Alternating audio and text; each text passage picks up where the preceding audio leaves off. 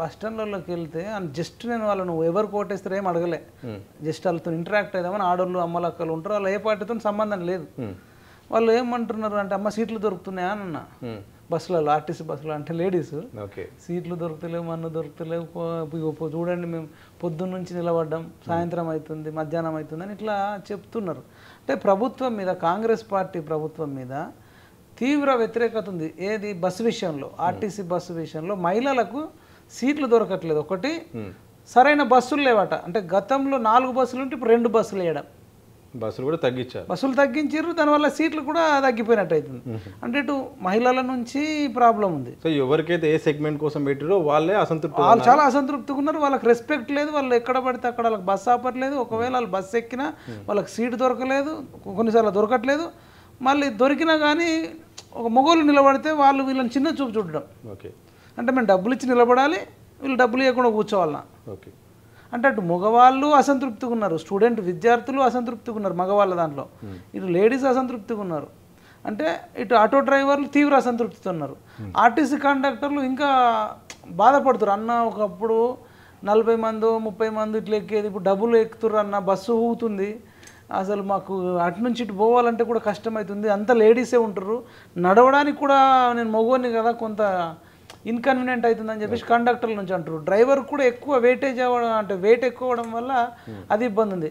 అంటే కేసీఆర్ బతుకమ్మ చీరలు ఎంతైతే వాళ్ళు బతుకమ్మ చీరలు 100 రూపాయలు ఇచ్చి వాళ్ళు పందులు రాకుండా పత్తి చేనుల కడ కట్టడం, వరి చేనుల కడ కట్టడం, లేదంటే చిన్నపిల్లలకు ఉయ్యాలలు ఊపడం, అది ఎంతైతే వ్యతిరేకత అయిందో, మహిళలు ఎంత తిట్టిరో ఇప్పుడు కూడా అదే పరిస్థితి ఉంది.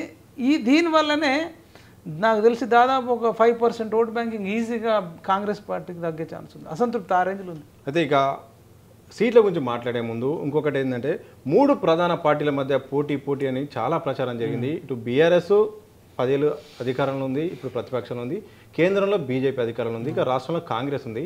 మీరు ఫీల్డ్లో చూసినప్పుడు 2 పార్టీల 3 పార్టీల మధ్య ఏదైందా, ప్రధానంగా ఏ పార్టీల మధ్య పోటీ కనిపించింది? అయితే నేను అడిగినప్పుడు ఒక 2 క్వశ్చన్లు వ్యాలిడ్ క్వశ్చన్స్ అడిగినన్న. ఫస్ట్ క్వశ్చన్, మీ నియోజకవర్గంలో, మనం ఏ నియోజకవర్గం పోతే ఆ నియోజకవర్గంలో అభ్యర్థులు ఎవరు, అభ్యర్థుల పేర్లు. ఫర్ ఎగ్జాంపుల్ చేవెళ్ళి వెళ్ళినాం, కొండా విశ్వేశ్వరరెడ్డి బీజేపీ నుంచి ఉన్నాడు, కాంగ్రెస్ నుంచి రంజిత్ రెడ్డి, బీఆర్ఎస్ నుంచి కాసాని అని అడిగినాం. ఒక క్వశ్చన్ అంటే అభ్యర్థులలో మీకు నచ్చిన వ్యక్తి ఎవరు, బెస్ట్ వ్యక్తి అని. ఒకవేళ పలానా వ్యక్తి అంటే ఎందుకు నచ్చిండు, ఒకవేళ ఒక వ్యక్తి నచ్చిండంటే ఎందుకు నచ్చిండు అని అడిగారు. ఆ క్వశ్చన్ తర్వాత ఇంకో క్వశ్చన్, భారత ప్రధాని ఎవరైతే బాగుంటుంది, రాహుల్ గాంధీ, కేసీఆర్, మోడీ, ఇట్లా అన్నప్పుడు ముక్త కంఠంతో 70 to 80% మోడీ అంటున్నారు. నేను షాక్ అయిపోయినా. అంటే ప్రధాని అభ్యర్థిని, అంటే ట్రెండ్ ఎట్లా నడిచిందో మీరు యూ కెన్ అండర్స్టాండ్.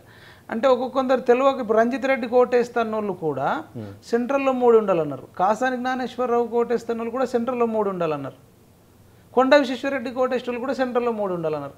అంటే పార్టీలకు సంబంధం లేకుండా మోడీ ఉండాలనేది నేను విన్నా. ఇది సికింద్రాబాద్లో విన్నా, మల్కాజ్గిరిలో విన్నా, యాదాద్రి భువనగిరి సైడ్ పోయినప్పుడు విన్నాం, నిజామాబాద్ పోయినప్పుడు విన్నాం, కరీంనగర్ గ్రామాల్లో కూడా అనిపించింది. నేను పసుపు రైతుల దగ్గరికి వెళ్ళిన, అంటే ఆడవాళ్ళు రిక్కుతున్నారు, అమ్మ ఎవరు ఓటేస్తారు మరి మీరు అంటే మోడీకి అంటున్నారు. అంటే అభ్యర్థికి సంబంధం లేదు, మరి ఏ గుర్తు అని అడిగిన, మోడీది ఏ గుర్తు అంటే మాకు కోడలికి తెలుసు అంటారు. అంటే అలాది పువ్వు గుర్తు అనే విషయం తెలియదు, బీజేపీ అని కూడా తెలియదు. మోడీ అనేది ఒక రామనామం లాగా, రామనామం వస్తుంది కదా, రామమయం అంటారు, అంతా రామమయం అన్నట్టు అంత మోడీమయం లాగా అయింది. ఏంది రీజన్ అంటే రామ మందిరం కట్టడం కూడా వాళ్ళకి చాలా ప్లస్ అయింది.